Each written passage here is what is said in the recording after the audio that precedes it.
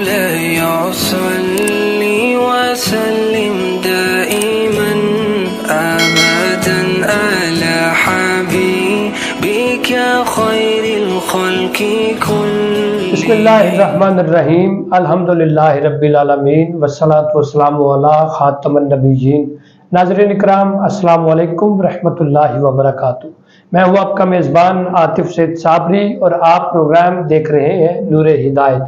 ناظرین، آج کے پروگرام میں بہت ہی خوبصورت اور بڑا اہم موضوع ہم نے اس پروگرام میں آج رکھا ہے. ناظرین، زکوٰۃ کیا ہے، زکوٰۃ کی اہمیت کیا ہے، آج کے پروگرام میں ہم جاننے کی کوشش کریں گے، کیونکہ زکوٰۃ ہم پر فرض ہے. ہمارے ساتھ موجود ہیں عظیم عالم دین حضرت صاحبزادہ محمد لقمان اشرف چشتی صاحب. السلام علیکم حضرت. وعلیکم السلام ورحمۃ اللہ وبرکاتہ. حضور کیسے طبیعت آپ؟ الحمدللہ رب العالمین. آپ سنائیں، آپ کیسے؟ الحمدللہ.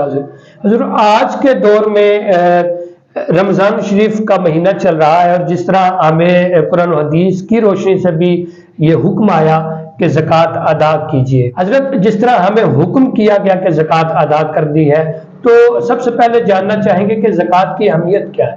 بسم اللہ الرحمن الرحیم. سب سے پہلے میں ادارہ نور ہدایت پاکستان کے پلیٹ فارم کا شکریہ ادا کرتا ہوں، اور جنہوں نے بڑا اہم موضوع جو ہے وہ زکوٰۃ کی اہمیت کے حوالہ سے ناظرین تک یہ موضوع پہنچانے کا ایک جو ہے یہ توسل بنے ہیں. صاحب یہ جو زکوٰۃ ہے اس کی بڑی اہمیت ہے.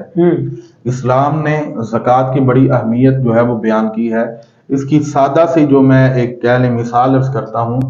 زکوٰۃ وہ چیز ہے امراء سے دولت وصول کر کے غرباء تک ایک طریقہ کار تک جو مال پہنچایا جاتا ہے اسے زکوٰۃ کہتے ہیں. آپ نے جو سوال کیا ہے زکوٰۃ کی اہمیت کے حوالہ سے، تو زکوٰۃ کی اہمیت بڑی واضح ہے.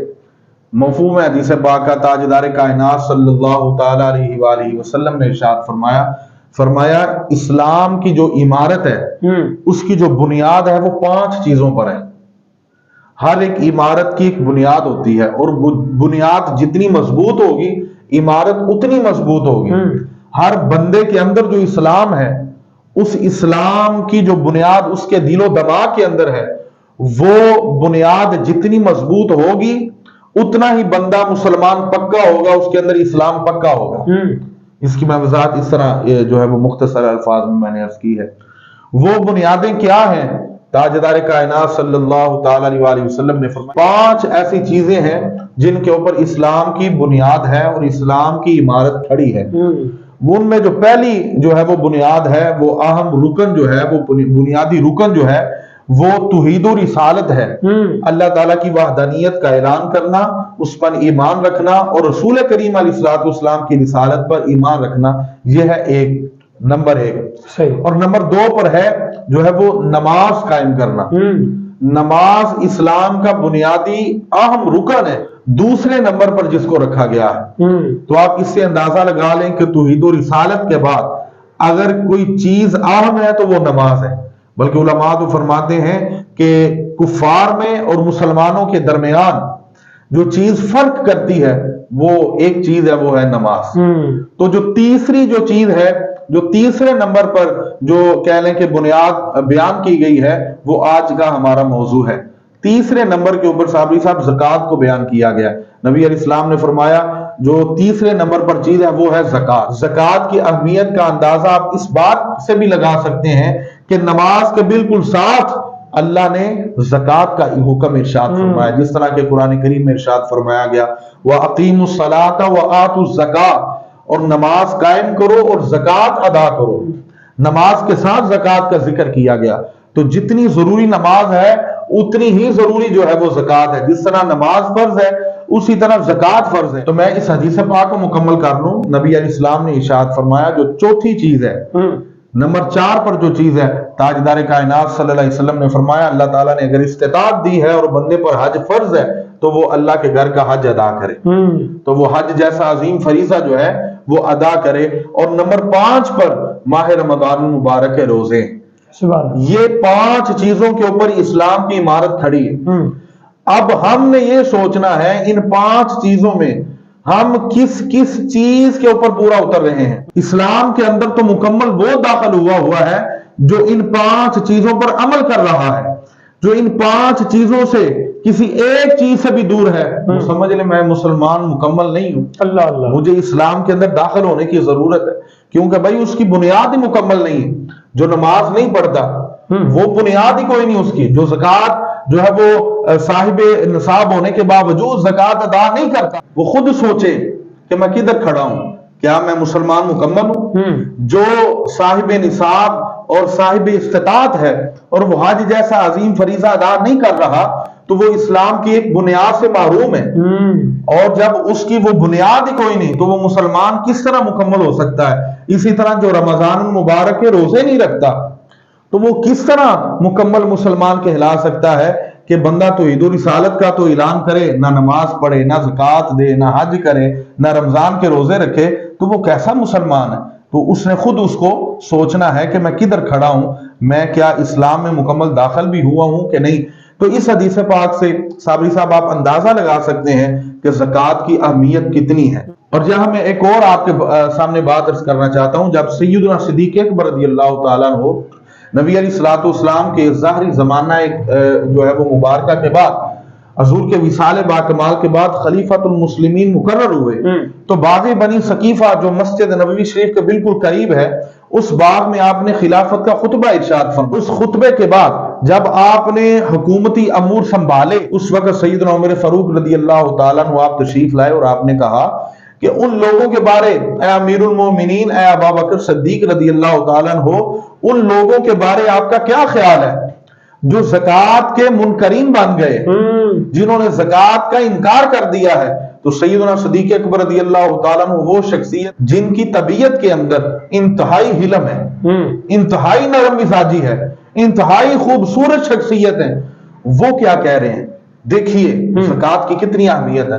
وہ فرمانے لگے کہ جو شخص نبی علیہ الصلوۃ والسلام کے زمانہ ظاہری میں اسلام کو سالانہ اونٹ کی ایک نکیل دیا کرتا تھا، ایک رسی دیا کرتا تھا، اور اب وہ کہہ رہے ہیں کہ میں رسی نہیں دوں گا، آپ نے فرمایا ابو بکر صدیق رضی اللہ تعالیٰ عنہ اس کے خلاف بھی اعلان جہاد کریں گے. اللہ.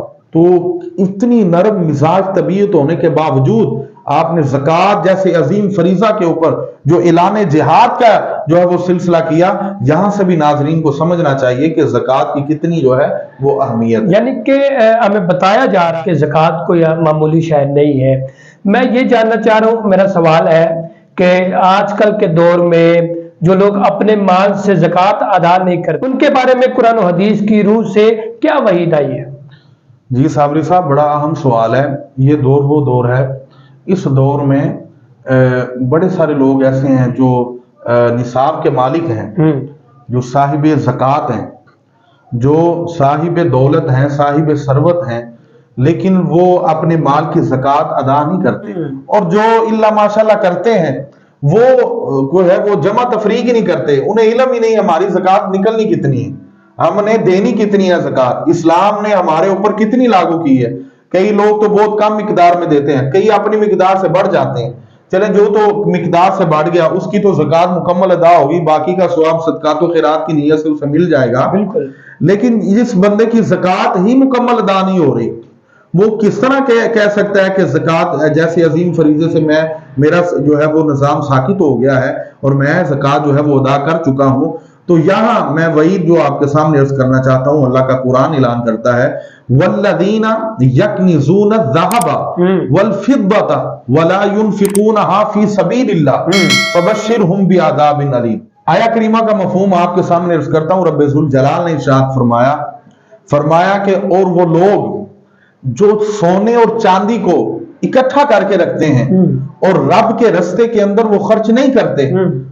اگلے جملے سنیے گا، فرمایا فبشرہم، ان کو بشارت دے دو. اللہ ان کو بشارت دینی ہے، کس بات کی بشارت؟ ایک تو وہ تیرے احکامات مکمل نہیں کر رہے، ایک تو وہ زکوٰۃ جیسا عظیم فریضہ ادا نہیں کر رہے، سونا چاندی مال کی کثرت انہوں نے گھروں کے اندر رکھی ہوئی ہے اور ان کو بشارتیں مل رہی ہیں. آپ نے فرمایا قرآن کا اگلا حصہ پڑھو اس آیت کریمہ کا، فرمایا فبشرہم بعذاب علیم، اور بھائی ان کو بشارت دینی ہے دردناک عذاب کی. اللہ. جہاں دیکھیں اللہ کریم نے کیا طریقہ اپنایا ہے گفتگو کا. دیکھیں اسلام نے بڑا خوبصورت ایک سلسلہ جو ہے نا وہ کیا ہے کہ بندے کے پاس جب مال آتا ہے نا، دولت کی کثرت ہوتی ہے، تو یہ ایک فطرت ہے کہ اس کے دل کے اندر مزید طمع پیدا ہوتا ہے، لالچ پیدا ہوتی ہے اور تکبر آتا ہے۔ اس تکبر کو توڑنے کے لیے، اس غرور کو ختم کرنے کے لیے، اس لالچ، طمع اور ہرس کو ختم کرنے کے لیے قرآن کریم نے، اللہ کریم نے، جناب رسول کریم صلی اللہ علیہ وسلم نے اور اسلام نے یہ زکوٰۃ جیسا عظیم سلسلہ متعارف کروایا، تاکہ امیر جب غریب کو مال دے گا تو اس کے اندر جو ایک لالچ ہے، جو ایک اس کے اندر غرور اور تکبر ہے کہ میں بڑا مالدار ہوں، وہ ایک لالچ اس کا ختم ہوگا۔ وہ اس کا ایک تکبر جو ہے وہ اختتام کی طرف جائے گا کہ اس کے ہاتھوں سے اسلام کسی غریب کو مال جو ہے وہ دلوا رہا ہے۔ تو میں حدیث پاک کا سہارا لیتا ہوں، قرآن پاک کی آیت کریمہ تو میں نے آپ کے سامنے عرض کی ہے۔ تاجدار کائنات صلی اللہ تعالی علیہ وسلم نے فرمایا، حضرت ابن عمر رضی اللہ تعالیٰ عنہ روایت کے راوی ہیں، حضور اسلام فرمایا، مفہوم آپ کے سامنے عرض کرتا ہوں۔ نبی علیہ السلام نے ارشاد فرمایا جب تم سمجھو کہ بارشیں نہیں ہو رہی، اگر ہو رہی ہیں تو بے موسمی ہو رہی ہیں، فرمایا یہ وہ وقت ہے جب لوگ زکوٰۃ ادا نہیں کریں۔ اللہ، اب آپ دیکھ لیں اس دور میں فصلیں پک رہی ہوتی ہیں، بارشیں آ جاتی ہیں، گندم کی فصل تیار ہوتی ہے، بارش آ جاتی ہے، اب جو ہے وہ مونجی کی فصل، چاولوں کی فصل تیار ہوتی ہے، بارش آ جاتی ہے، سبزیوں کی فصل تیار ہوتی ہے، بارش آ جاتی ہے، زمین سونا اگلنا چاہتی ہے، لیکن بارش اس کے سونا جو اس نے اگلا بھی ہوتا ہے اس کو جو ہے وہ تباہ و برباد کر دیتی ہے۔ وجہ کیا ہے؟ مسلمان عشر نہیں ادا کر رہا، مسلمان زکوٰۃ نہیں ادا کر رہا، رب کے احکامات مکمل نہیں کر رہا، جو رب نے مسلمان کے ذمہ داریاں لگائی ہیں مسلمان ان کو مکمل ہی نہیں کر رہا، تو پھر اللہ کریم کی بارگاہ سے وہ خیر کی امید کیوں رکھے؟ یہاں ایک مثال میں عرض کرنا چاہتا ہوں، ہم نے، میں نے، آپ نے، ناظرین نے اپنے بڑوں سے باتیں سنی ہیں، اجداد سے باتیں سنی ہیں، وہ کہا کرتے تھے کہ ہم بیج بوتے پھر ہم ہاتھ اٹھا لیتے۔ پرانے لوگ جو کسان ہیں وہ آج بھی بات بتائیں گے، اگر پرانے بزرگ موجود ہیں ان سے پوچھیں کہ ہم جو بیج بوتے، بو کے ہاتھ اٹھا لیتے، یا اللہ ہم نے زمین میں بیج بو دیا ہے، اب اس کو ہرا بھرا تو نے کرنا ہے۔ یہاں سے بیج بویا جاتا، میں کہتا ہوں 1-2 دن ہی نہیں گزرتا تھا، بارش آ جاتی تھی، بارش زمین کو سیراب کرتی تھی، چند دنوں میں فصل جو ہے وہ تیار ہونی شروع ہو جاتی، تقویٰ قائم تھا۔ اور آج کے دور میں کیا ہے؟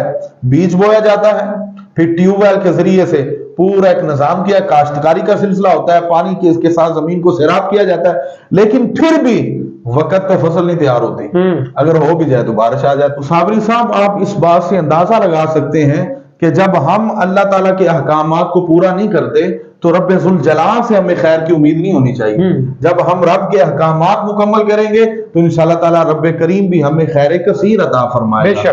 تو یہ ہے زکوٰۃ کے اوپر بڑا مختصر سا میں نے آپ کے سامنے عرض کیا۔ ماشاءاللہ، بہت خوبصورت انداز اور دل نشیں گفتگو، اور یہ آج کا اہم جو موضوع، یہ بہت اختصار کے ساتھ آپ نے ناظرین تک پیغام پہنچانا ہمارا عزم تھا کہ ہم ناظرین تک یہ پیغام پہنچا سکیں۔ ناظرین اکرام، اسلام کے 5 ارکان ہیں اور ان 5 ارکان میں سے ایک رکن زکوٰۃ کا ہے جو ہم پر فرض ہے۔ ناظرین اکرام، کوشش کریں زکوٰۃ ادا کریں اور اپنا فرض نبھائیں۔ انشاءاللہ اگلے پروگرام میں ہم مصارف زکوٰۃ پر ذکر کرنے کی کوشش کریں گے، گفتگو کرنے کی کوشش کریں گے۔